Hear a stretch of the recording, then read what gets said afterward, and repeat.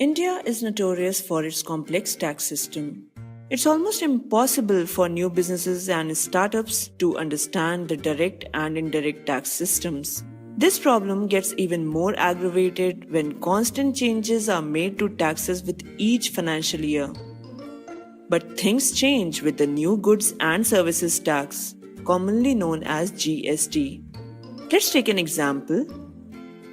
Aditya would like to start a business in Delhi for which he needs raw materials from Beijing in China. While importing, it would first land at a port and then from there it would travel to the manufacturing center at Delhi via road passing through various states. Now, when Aditya starts analyzing the various taxes he needs to pay in the process of just transporting the material to his center, he will lose his mind. In fact, this happens with many budding entrepreneurs who want to give shape to their dreams but fail to because the complex tax structure in India is the biggest hindrance. First, he needs to pay a customs duty along with the shipping charges. It's fine up till this point, but to comprehend the complexity in the tax structure after this stage would drive anyone crazy.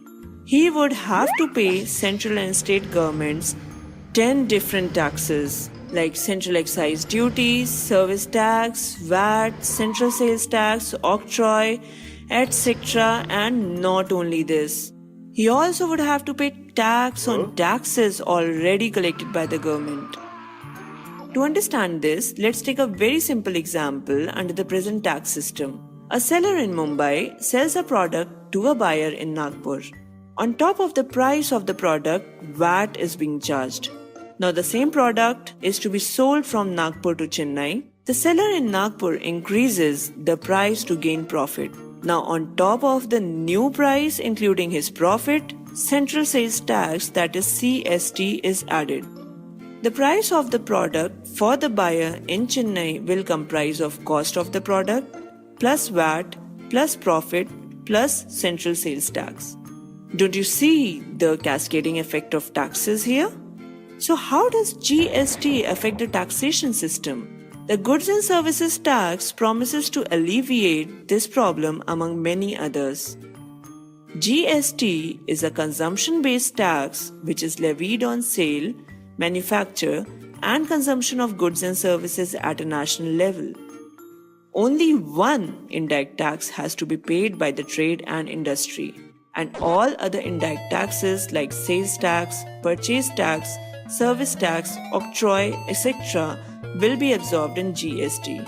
Exports and direct tax like income tax, corporate tax, capital gain will not be affected by GST. GST would apply to all goods other than crude petroleum, motor spirit, diesel, aviation, turbine fuel, and natural gas. It would also apply to all services barring a few to be specified in future. The proposed tax system will take the form of dual GST, which is concurrently levied by central and state government.